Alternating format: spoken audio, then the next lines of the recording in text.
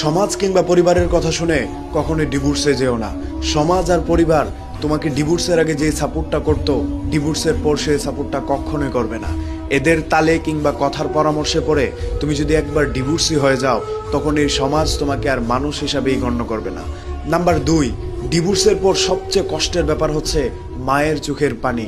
এই মায়ের চোখের পানি তুমি কখনোই সহ্য করতে পারবে না, আর এই সমাজ তোমার মাকে কখনোই ভালো থাকতে দেবে না।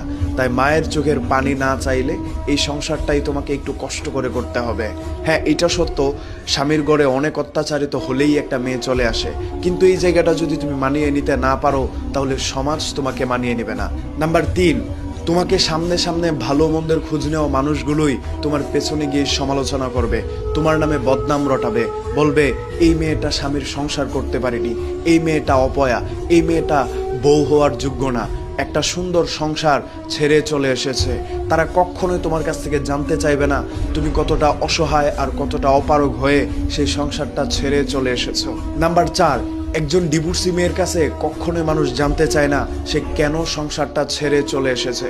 সবাই শুধু তাকে জিজ্ঞাসা করে তুমি কেন ছেড়ে চলে এসেছো, কতটা দিনের পর দিন সে অত্যাচারিত হয়েছে, কতটা দিনের পর দিন একজন মানুষ তার উপর পৈশাচিক নির্যাতন করেছে, সেইটার খবর কেউ রাখতে চায় না। শুধুমাত্র একটা ডিভোর্সি মেয়ের কাছে জানতে চায় তুমি সংসারটা কেন করোনি।